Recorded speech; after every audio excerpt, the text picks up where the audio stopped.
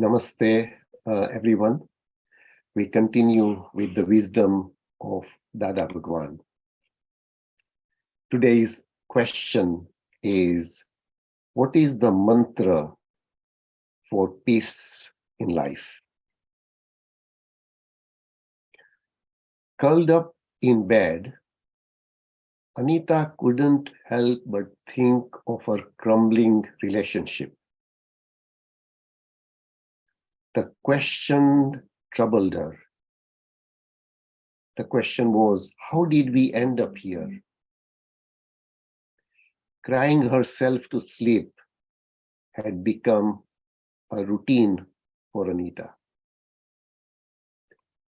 Peter wasn't any better. He spent his sleepless nights sitting on the balcony, staring at the night sky. When a lockdown was announced in the city, it didn't take Anita and Peter too long to decide to move in together. It was the obvious move. They loved and cared for each other. It felt like the only upside to an otherwise difficult situation. The first few days were like a dream. Peter adored Anita's little notes, which she used to leave for him every morning. Meanwhile, Anita couldn't stop gushing over the morning coffees she never knew Peter could brew so well. But the bliss was short-lived. Familiarity breeds contempt, and both of them were slowly realizing it. Missing the normalcy of life and the freedom of movement, frustration began to consume them. The adorable habits and sweet gestures turned sour and irritating. Familiarity breeds contempt, and both of them realized it. Soon, words that can't be taken back were thrown blindly. Please clean the kitchen after you are done. I don't live to serve you. Can you not do your yoga without that annoying music? You need to move from the couch sometimes. I'm not your maid. How annoying can you be? I can't imagine living with you. Storming into different rooms each night gave them the time and space to clear their heads. It was then that they figured their inability to handle the circumstances was affecting their relationship. Living under the lockdown made them feel trapped in the house and in the relationship. All they needed was a little adjustment of attitude, of perspective, of expectations from each other and themselves. Initiating a conversation that night, Peter made a list of issues Anita had with him and promised to work on them. And then so did Anita. In a couple of days, their frustration started to ebb. Peter found chores therapeutic, a real stress buster. Anita discovered using earphones during yoga helped her focus better. Gradually, every complaint was consciously dealt with. A little adjustment here and a little compromise there was all it took. Their efforts paid off. Moving past the idea of a dream relationship, they found something more, a real relationship that could learn from and grow together. Once a spiritual aspirant went to Dada Bhagwan and he said, I want peace in my life. Please show me what I can do. Dada Bhagwan responded, He asked him, will you imbibe just one phrase in your life properly and exactly? The spiritual aspirant said, yes. Dada Bhagwan said, if you simply assimilate the mantra, adjust everywhere in your life, then that is more than enough. Peace will manifest in you automatically. Initially, for the first 6 months or so, you will experience difficulties. Then automatically you will become peaceful. For the first 6 months, reactions from the past will arise because you started late. Therefore, the mantra is adjust everywhere. Dada Bhagwan then says, there is no problem if you don't know how to do anything else in the worldly life, but you must know how to adjust. If you do know how to adjust, you will sail through in life if you learn to adjust everywhere. Now let us just think about various situations and what we do in those situations and why. So the first situation is, in our work, our boss or our seniors do not act well with us. Why don't we leave our job? Because we are getting a salary, which helps us with our bills, helps us run our household, and we also have security. So we don't leave our jobs, but we adjust. While driving and we see a bump on the road, we slow down. Why don't we just continue driving fast? We don't, because we don't want to damage our cars and hurt ourselves. We adjust. When we go on business trips or on holidays, we live elsewhere, not in our usual home, not in our usual beds.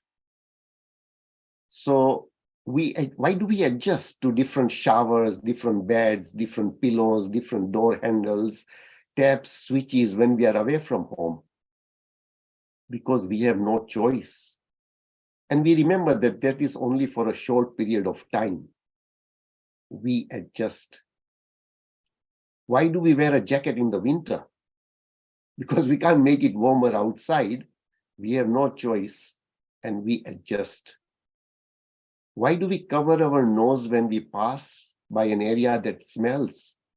So that we do not smell the bad air, we adjust.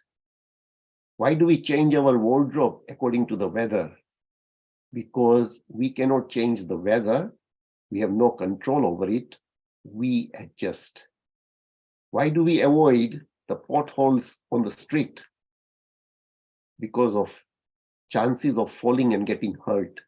We adjust. In all these instances, we knowingly adjust to the situation at hand because we are fully aware of what might happen if we don't.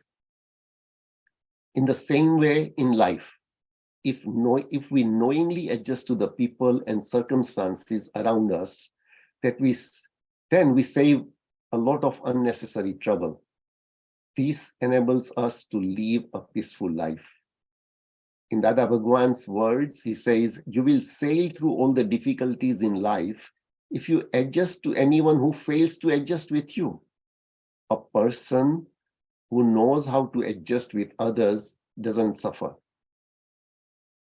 He says, when you fail to adjust, a two-sided loss occurs. You get hurt, and so does the other person. So to avoid making any losses, learn how to adjust in life.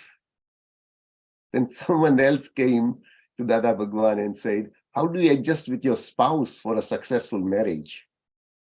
And there's some really wise words from Dada Bhagwan. He says, do not try to improve your spouse. This is the most difficult thing that everyone experiences in marriages. So do not try to improve your spouse. He says, just accept them as they are. It would then, he gives really great advice. He says, it would be different. It would be a different matter if you had a permanent relationship with them. So what does he mean by a permanent relationship? We all feel we have a permanent relationship with our spouses. He says, if you had a permanent relationship with them, life after life, but who knows where they will be in their next life? He says, you will both die at different times. Your karma is different and theirs is different. And if by any chance you manage to improve them in this life, in their next life, they will end up being someone else's spouse. So he says, therefore, do not try to improve them. He then goes further and says, a dog's tail remains crooked, no matter how hard you try to straighten it. So be careful and let them be the way they are. He says, adjust everywhere. He says, adjust for the peace of your mind. So have we seen things in nature that adjust to their environment? Like the water in a river, it easily adjusts the trees, the rocks and stones in its way, all in order to reach its destination, the ocean. In areas of drought, the roots of trees spread wide and deep into the ground in order to get the water. This is how trees adjust in a desert. In certain seasons, birds and animals alike migrate in order to sustain their life. They adjust. Dada Bhagwan says, we are here on the earth for a short period of time. So we do not really want to spend our time clashing over temporary things. Nothing is going to come with us when we die. Therefore, for peace of mind, it is better to adjust instead. He says, just assume if we argue over the ownership of an iceberg in the desert, there wouldn't be an iceberg in the desert, but assuming there was an iceberg in the desert, then will we not be wasting our time? Because the iceberg will melt and we will be left empty-handed. He tells us everything has an end. So it is better to adjust and maintain your peace and tranquility of mind. He goes further and tells us the very definition of the ideal worldly life is adjustment.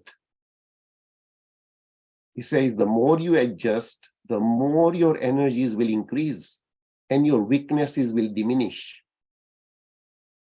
On reflection, when we start adjusting everywhere, the less disturbed we become and the better our meditation becomes.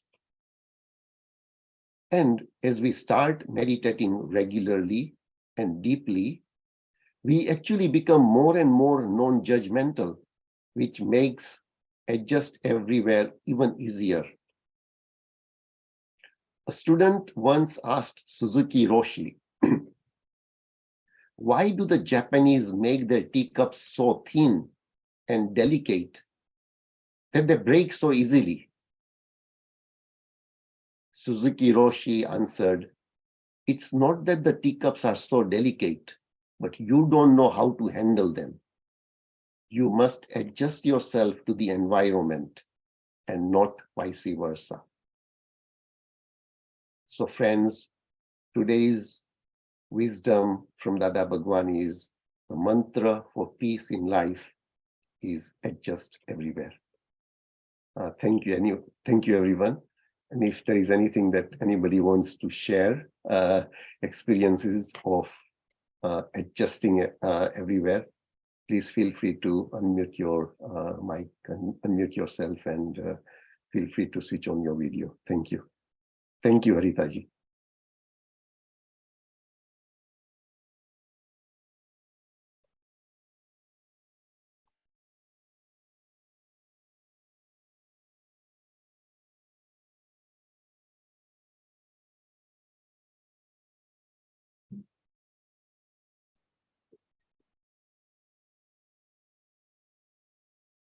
So thank you everyone for joining this evening's meditation and wisdom sharing session. And please try and join tomorrow morning's meditation. Haritaji, it is better. Yes, it is. It is a better life if we adjust. Makes everything much peaceful. Thank you. Thank you, Dinesh ji. Thank you, Beautiful Vidya. mantra. And I love the way Dada Bhagwanji has given examples and such real examples that we all go through. When you Things, started with the story of Anita, and I'm like listening, and it was very common, right? We all go through the same things. Everything is fun in the beginning, then we don't realize what's going on, and little adjustment is all they had to do. Beautiful. And again, you added, don't try to change others, don't try to make them better. We all, it's, we want our peace, then we adjust. So very, very well said. Only one coincidence, or I don't know what. Usually, I don't remember dreams much, and I've been listening about dreams, but I'm like, maybe there's nothing for me, no message and nothing. So just the other day, like I remembered this. It was nothing. There were many people. There was some even going on. My soul family was there, and relatives were there. So everyone had to stay in there and sleep, and there was not enough room, and I kept feeling like I was moving around making sure everyone else had. I gave up my place, gave for someone else, and the word that came to me was adjust, and I was like, I'm adjusting. And I'm thinking, why is this message come? I usually am a little bit like that, but why is this coming? And I just ignored it. And now when you're saying this, maybe there's something for me to learn more. So thank you. thank you very much. Thank you. There was a great saint once said that the way we look at other people's faults, the energy that we have in looking at other people's drawbacks and faults, if we use the same energy to get rid of our own faults, then we will become faultless. And the other thing that the sage said is, the energy that you have in trying to make someone else understand your point of view, if you use the same energy to actually understand that point of view yourself, then you would become self-realized. So it is so true. I remember Sadhguru also. I used to go for Isha Sadhguru, and he said, don't try to change your spouse or try to bring them into this picture. You can't handle them once they change, they become nice or better. And so it is. Yeah, thank you.